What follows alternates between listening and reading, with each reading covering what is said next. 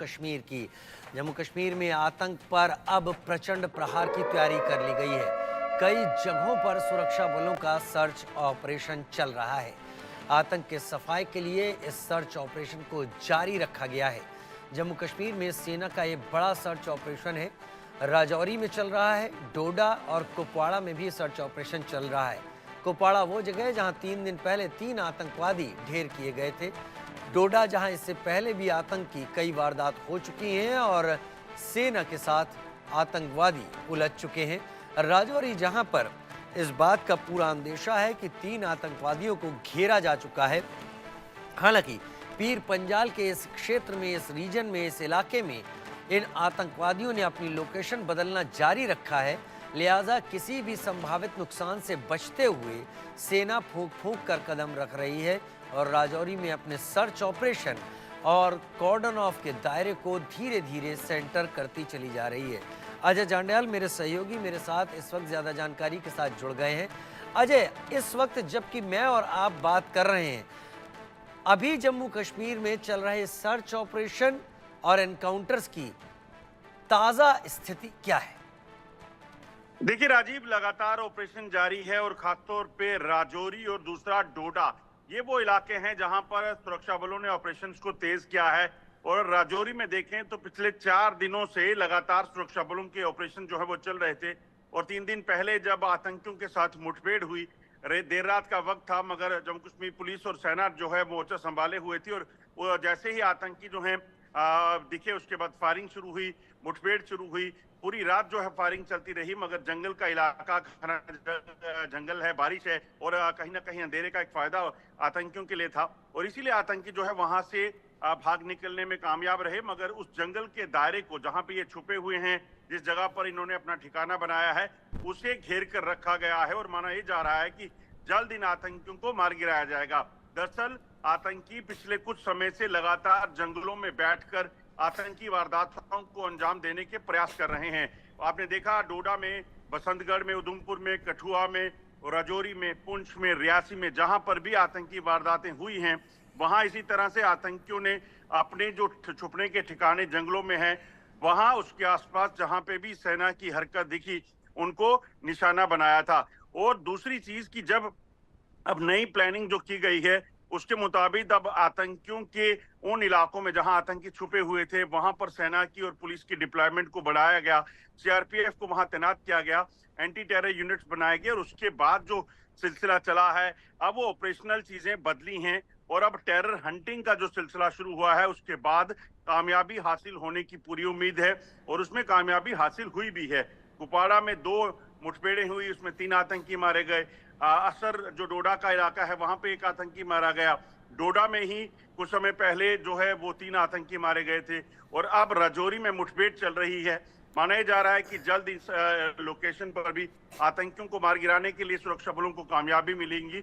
और जो लगातार जम्मू कश्मीर में हालात खराब करने का प्लान पाकिस्तान का है, उसको नाकाम किया जाएगा, क्योंकि चुनाव होने हैं।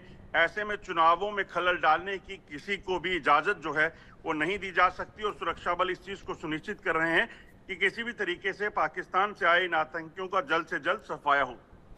अजय, राजौरी के जंगलों में, पीर पंजाल की इन पहाड़ियों में घूम रहे इन आतंकवादियों की पहचान के लिए क्या कुछ खास इंतजाम किए जा रहे हैं? मेरा इशारा है, रिमोट सेंसिंग सैटेलाइट्स की कई बार मदद ली जाती है और उनके जरिए हीट सिग्नेचर्स के जरिए ये पकड़ने की कोशिश की जाती है कि जंगल के किस इलाके में अजीब सी मौजूदगी है और फिर उसे पिन पॉइंट किया जाता है, क्योंकि ये आतंकवादी छुप कर भारतीय सेना पर अब तक कई घातक हमले कर चुके हैं।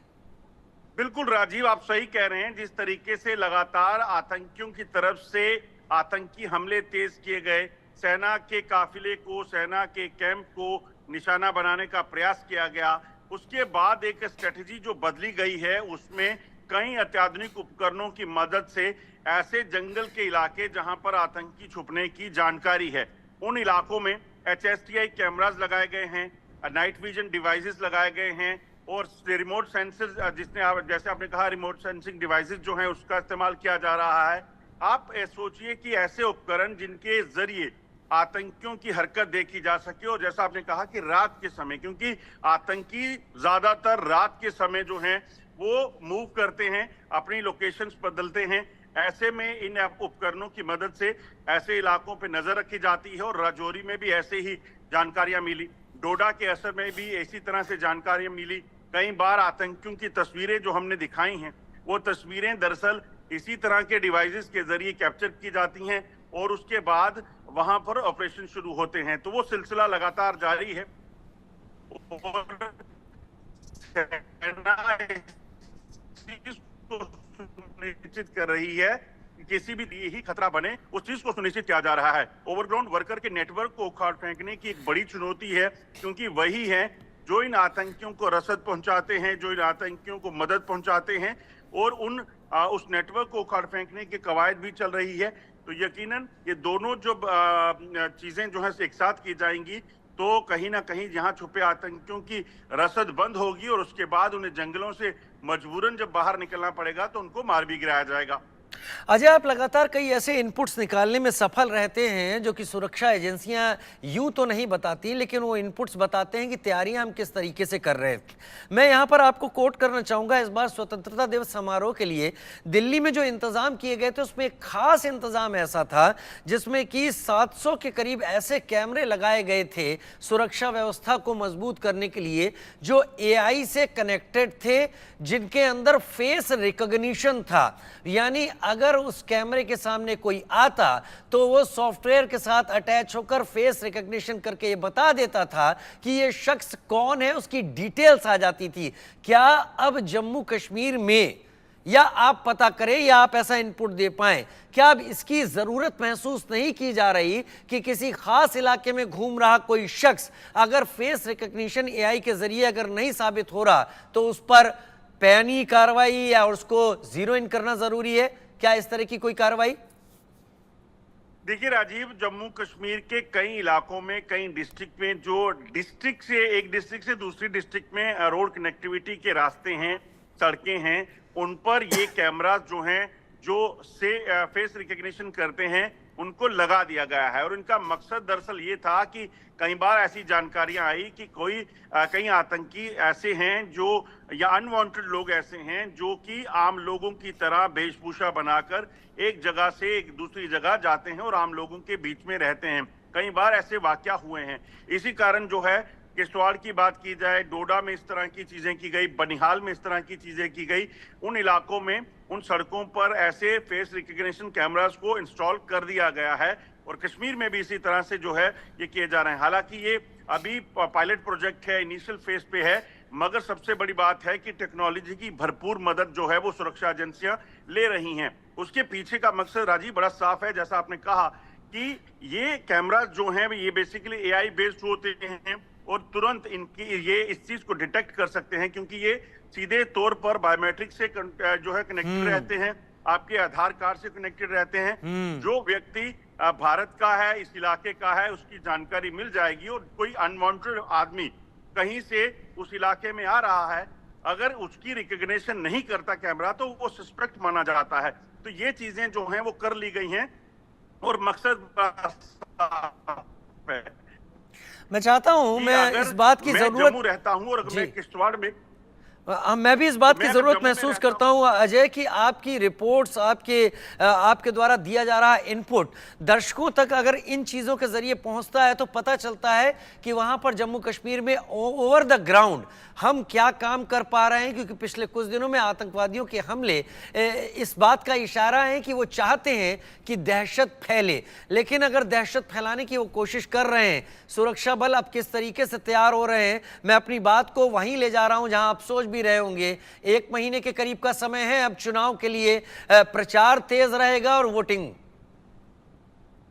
देखिए, बिल्कुल चुनावों की सरगर्मियां तेज हैं और आने वाले कुछ दिनों में लगातार जम्मू कश्मीर में बड़े बड़े स्टारवर्ल्ड नेता जो हैं वो पहुंचना शुरू हो जाएंगे। प्रधानमंत्री नरेंद्र मोदी से लेकर गृह मंत्री अमित शाह, डिफेंस मिनिस्टर राजनाथ सिंह और उनके साथ JP नड्डा जो कि राष्ट्रीय अध्यक्ष हैं भारतीय जनता पार्टी के, दूसरी तरफ से राहुल गांधी, प्रियंका गांधी, मल्लिकार्जुन खड़गे और बड़े नाम जो हैं वो जम्मू कश्मीर में रहेंगे और ये कहीं ना कहीं कैंपेन्स करेंगे। उससे भी ज्यादा, क्योंकि वीआईपी जो नेता रहते हैं उनकी सुरक्षा तो होती है, मगर आम लोग जब वोटिंग के लिए या इन चुनावी रैलीज के लिए निकलते हैं तो उनको सुरक्षित करना बेहद जरूरी हो जाता है कि जब दूर दराज के इलाकों में रैलियां होती हैं तो वहां से जो लोग निकलेंगे उन लोगों की सुरक्षा एक बड़ा मुद्दा है और इसीलिए सुरक्षा व्यवस्था कड़ी की गई है। 300 अतिरिक्त कंपनियां जो हैं और यहां पर मंगवाई गई हैं, उनको यहां पर लगाया जा रहा है ताकि यहां पर सुरक्षा व्यवस्था को दूर दराज के इलाकों में वो सुनिश्चित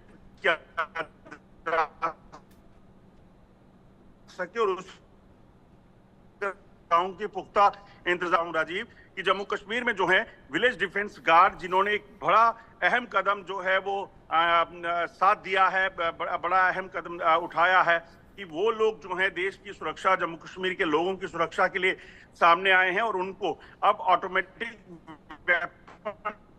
देने का सिलसिला शुरू हुआ है। आपको बताऊं कि गृह मंत्रालय की तरफ से कहा गया था कि विलेज डिफेंस गार्ड को और ज्यादा मजबूत किया जाएगा। पुरुषोत्तम कुमार ने जब खवास इलाके में एक आतंकी को मार गिराया था तो उस आतंकी को अपनी 303 वेपन से मार गिराया था और उन्हें शौर्य चक्र मिला था और उसके बाद वापस 2 जगह पर ऐसा हुआ जिसमें विलेज डिफेंस गार्ड जो हैं उन्होंने आतंकियों को रोका और उनके साथ मुठभेड़ की, उनके साथ मुकाबला किया, क्योंकि वो 303 ऑब्सोलीट वेपन है, पुराना हथियार है। ऐसे में अब उनको ऑटोमेटिक वेपन यानी कि एसएलआर दिए जाने का सिलसिला अब शुरू हो गया है। ऐसे में ये कहा जा सकता है कि फोर्स मल्टीप्लायर का काम जो है ये विलेज डिफेंस गार्ड करेंगे और चुनावों से पहले इसे बड़े लेवल पर किया जा रहा है। इसके पीछे का मकसद ये है कि ये हथियार जब उनको बांटे जाएंगे तो गांव में रहने वाले ये विलेज डिफेंस गार्ड अपने गांव के लोगों की सुरक्षा को सुनिश्चित कर पाएंगे और बेहतर तरीके से कर पाएंगे। इसी के लिए विलेज डिफेंस गार्ड ग्रुप जो हैं जिन इलाकों में नहीं थे वहां पर तकनीकी दिक्कत आ रही है जो इस वक्त आपकी आवाज कट रही है, लेकिन हम समझ गए विलेज डिफेंस गार्ड को जो आप बात बता रहे थे, इसके जरिए उन्हें सरकारी योजनाओं से तो जोड़ा ही जाएगा गांव के लोगों को। गांव के लोग और आसपास के गांवों में एक चेन सिस्टम बना दिया जाएगा कि सब एक दूसरे से सुरक्षा के लिहाज में बंधे और जुड़े हुए रहें। अजय, बहुत शुक्रिया इस जानकारी को विस्तार के साथ हमारे सामने रखने के लिए। और अब बढ़ते हैं आगे और बात करते हैं उत्तर प्रदेश पुलिस भर्ती